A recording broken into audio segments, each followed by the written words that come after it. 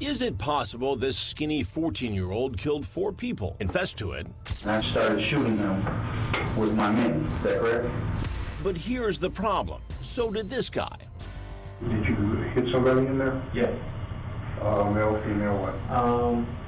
3 guys, and I believe a female in the house. It's rare for police to get one confession in such a heinous crime. But 2 people come forward, both claiming to be the killer? How many times have you shot your gun? What did you use here? AK-47. And here's the other big question in this case of dueling murder confessions. Was the right guy sent to prison? How does something like this happen? For 10 years, I was a crime reporter in Detroit, and I can tell you a shooting on the city's east side isn't all that uncommon. But 4 young people gunned down with an AK-47 assault rifle, that's a big story. Quadruple homicides don't happen very often. It is a very major crime. The murder of 3 men and 1 woman became known as the Runyon Street Slayings. Detroit police initially believe it's a robbery gone horribly wrong. It was in the headlines, it was in the press, and I think the police felt a lot of pressure to solve it and solve it quickly. The most shocking headline was who Detroit police said pulled the trigger. A 14-year-old half-blind special education teenager roaming the neighborhood in his pajamas. The kid, they convinced themselves somehow knew something about this crime. Bingo, close the case, no muss, no fuss. 14-year-old Davontae Sanford saw cop lights and yellow police tape at the neighbor's house. His mom, Taminko, tells our Andrea Isom he just wanted to go see what was going on. You said don't go. He did. And then the nightmare began. Basically, going outside cost him his life, going outside cost him his youth, cost him his innocence, cost him everything just by going outside. Police first noticed Davontae after a police dog sniffing for clues wandered up to Davontae in a park adjacent to the crime scene. Cops asked the shivering 14-year-old if he saw anything. Initially, he said that he knew something about the killers, and he named some kids in the neighborhood he thought might have been involved. Attorney David Moran says around 4 o'clock in the morning, police asked permission from Davontae's grandmother to take him down to the station to answer more questions. She signs off for the teenager to go alone. For reasons that I cannot possibly figure out, the police decided that he had something to do with the murder and interrogated him that night without an adult present. Police chose not to videotape Davontae's first interrogation. Tell me what those interrogations were like for him. For a 14-year-old boy alone without an adult present, it must have been terrifying. They eventually take Davontae home, but later that night they come back to pick up the teenager again for more questioning. They said, no, we know that you know more about this than you're letting on. We think you were involved. And so he tells them what they want to hear. And he tells them this story that's just baloney. According to police reports, after hours on the hot seat, Davontae tells them he and 3 buddies went to rob the house and ended up shooting 4 people inside. He said that they threw the guns in a grassy lot as they ran away from the killings, and no guns were found there. So everything was wrong. Everything was wrong, which is a sure sign that they were barking up the wrong tree. But the final nail for Davontae? A detective says Davontae drew this diagram of the murder scene and marks exactly where each victim was shot. Now look closely. This is a drawing by a detective at the crime scene. Side by side, you can see the location of the bodies is nearly identical. That information is something police say only the killer would have known. Police relentlessly, hour after hour, will tell the person, we know you did it, we know you're not saying it, you're not telling the truth, until eventually they get them to talk. And then once they get them to talk, they turn on the camera. As soon as we got out the car, we ran up on the front yard and started busting at the house. Everyone shot their gun at the house from the outside. We all ran up on the porch and went inside. Is that all correct? That's the back of Davontae's head. He's only 14, so police don't show his face. And I started shooting him with my men. Okay? Is that correct? Yes. Remember, the teenager reportedly could only read on a 3rd grade level, so the detective asks simple yes or no questions. How many times have you shot your gun? I'm not sure, but I would say about 9 to 10 times. Is that correct? Yes. Has anyone threatened or promised you anything for your statement? And your answer was? No. and they get what looks like a convincing confession. 24 hours later, Detroit police closed the case of the Runyon Street murders. They've caught their killer.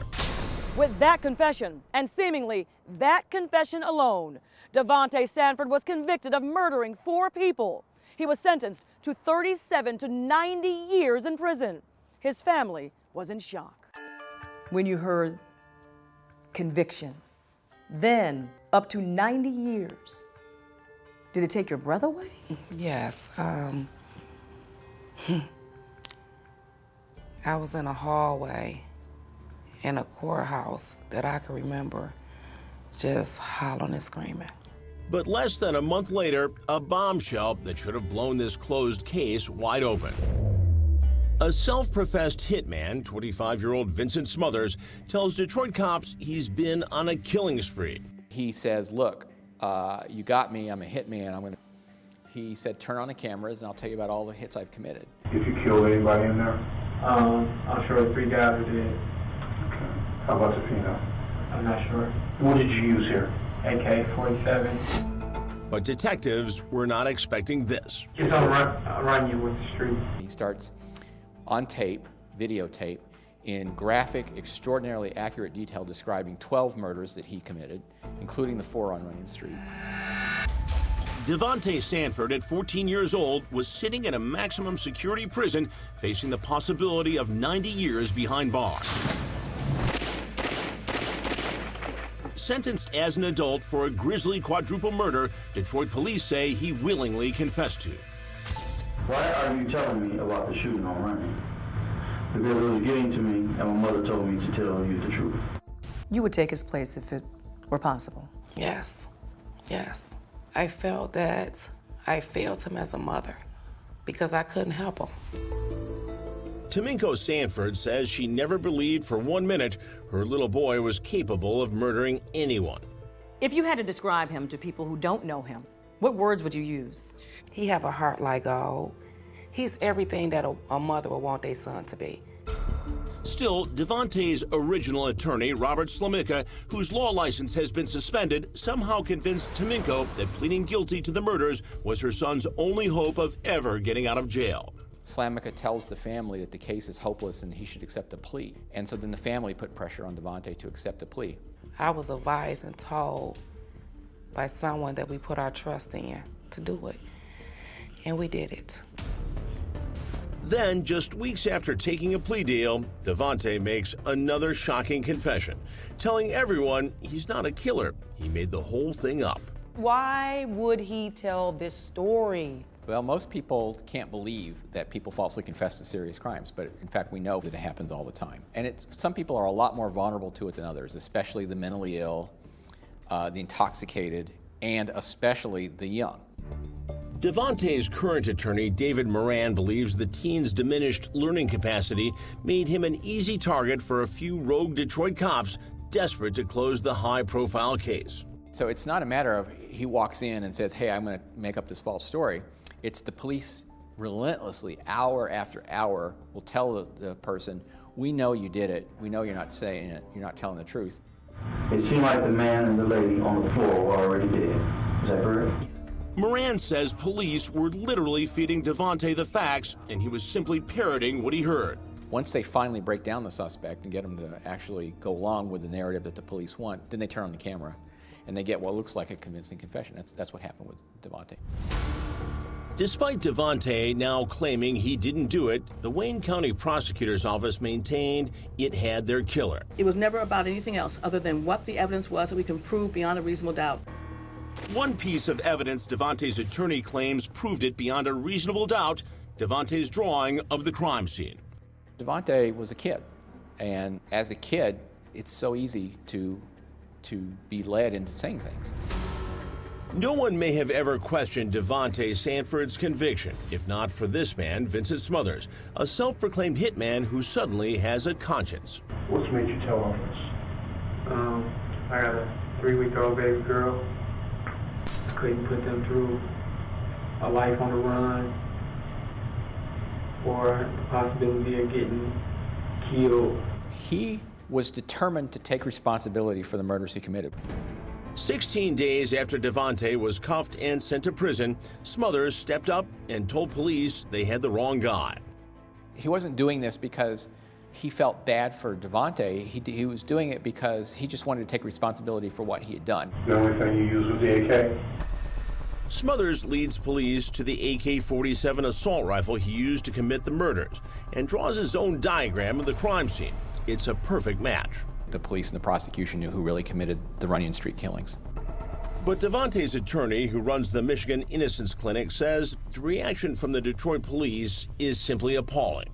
Instead of saying, oh my God, thank God we found this man, we can clear that 14-year-old boy we just sent to prison, the reaction was to cover it up. Why do this? This was a high-profile quadruple murder, and they had arrested and sent to prison a 14-year-old kid. So think how embarrassing it would have been to say, you know what, we got it all wrong. It wasn't a 14-year-old kid, it was a professional hitman and his accomplice who did this. Vincent Smothers is offered a plea deal, 8 counts of second-degree murder with a sentence of 50 to 100 years. But shockingly, Wayne County prosecutors never charged him with the 4 murders on Runyon Street, maintaining Davontae Sanford is the real killer. So why did they give him that deal? Well, the only answer that anyone has been able to come up with is they didn't want him going to trial. Because if the case went to trial, it was going to come out that not only had he confessed to these 8, but he had also confessed to the 4 on Runyon Street. So Davontae Sanford sits behind bars for nearly a decade until the most unlikely hero comes to his rescue. It's a guy who's doing his time, and he just didn't think that was right. Life in prison for Davontae Sanford can only be described as pure hell. His whole life stopped the day that he left here. 9 years. What did Davontae miss?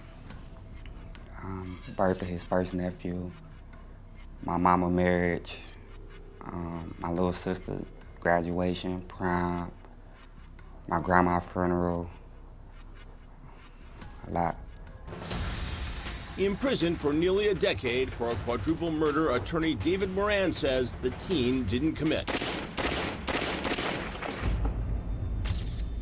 Claiming Davontae was coerced into confessing. Anybody could see that this confession was false because it was just wrong on the key facts of the case. Vincent Smothers, a known hitman, also confessed to the murders. And Moran says, without a doubt, he's the killer. A killer who claims Detroit cops tried to cover up. Billy said, look, you know, I admitted from day one, I did the 4 on Runyon Street, and they didn't want to believe it. And so the police and prosecutorial misconduct at that point of covering up Vincent Smothers' confession is egregious. Despite the hitman's confession, the case was never reopened. How does something like this happen? There is a culture. It's not present in all police departments. It's not present in all prosecutors' offices. I think it's a minority, thank God. But there's a culture of just refusing to admit mistakes. Now, this would have been extraordinarily embarrassing. There's no question about it. Maybe heads would have even rolled. Maybe people would have been fired for doing such a bad police investigation in the first place. So Davontae stayed locked up, facing 90 years for crimes he never committed. How hard was it for him inside? He went through. He went through. He went through. A lot. Extremely a lot. What? He went through. Tell me. When he basically was telling me to help him. He said that he had got huntied in his room. They took his food, they took his showers, everything. Then this disturbing video surfaces. What was on the video? It was Davontae basically with a lot of guards on him, tying him down, holding him down, choking him. And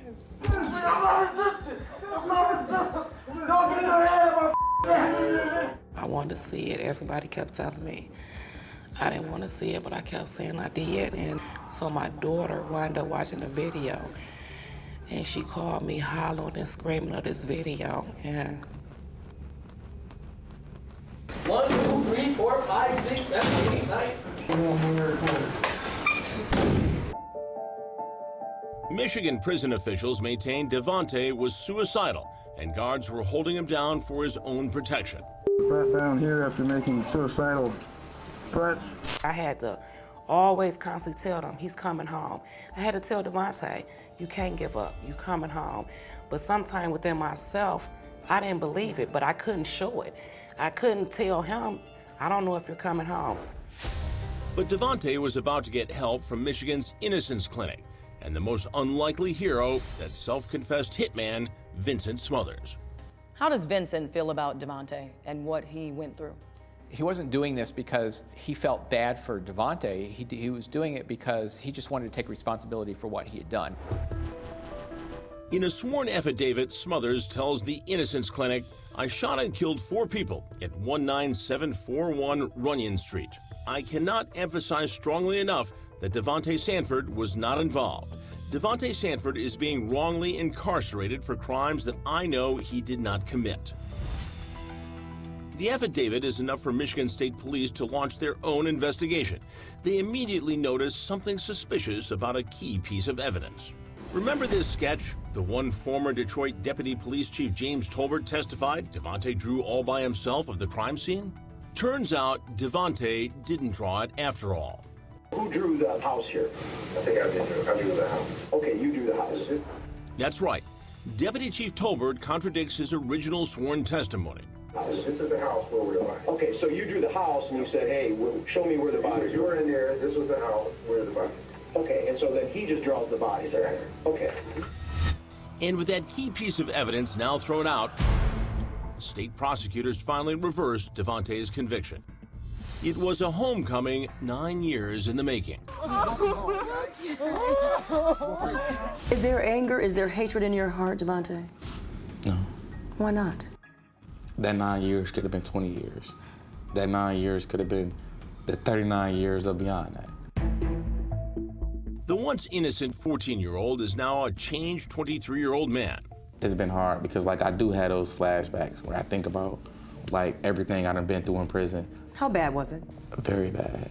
I mean, like, the mental and physical abuse that you receive by the guards on a daily basis is it's just something else. Like what? Tell me, what people don't understand about what it's like. They thought like they was breaking me, but like they actually made me more stronger for this. Deputy Chief Tolbert, who falsely testified about that crime scene drawing, has never been charged with perjury. The Detroit Police Department has refused to comment on the case, but the Wayne County Prosecutor's Office did make a statement. It reads in part, "This case began in 2007 and has been litigated almost continually since. New information from MSP led to the conclusion that the interests of justice required that Davontae Sanford's convictions be set aside." The truth was resisted, and so Davontae Sanford ended up spending, instead of 16 days in prison, he ended up spending 9 years. To the people who played a part in taking him away from you and his family and those who love him, and who, most importantly, robbed him of things and time he can never get back, what would you say? I forgive them, but I think at the end of the day, he deserves an apology. Davontae may get more than an apology.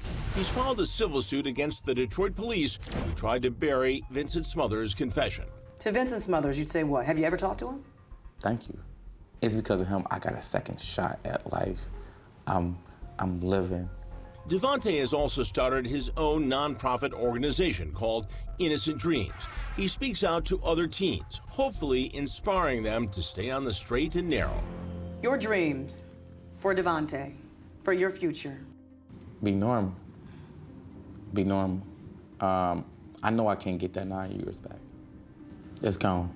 I don't want to be remembered as the 14-year-old that went to prison for a crime he didn't commit. I don't want that to be my story, my legacy. I want to be known for innocent dreams. I have one last question for you. Do you wish you never walked outside that day? Yeah. That's why now I listen to my mother on everything, because she told me, don't go outside. And I'm gonna end up going outside, and it cost me. It cost me, 9 years. Also, there's one more interesting footnote in this story. Since his confession, things have changed in Michigan. A new law now requires police to record any interrogations relating to a felony case, especially a homicide.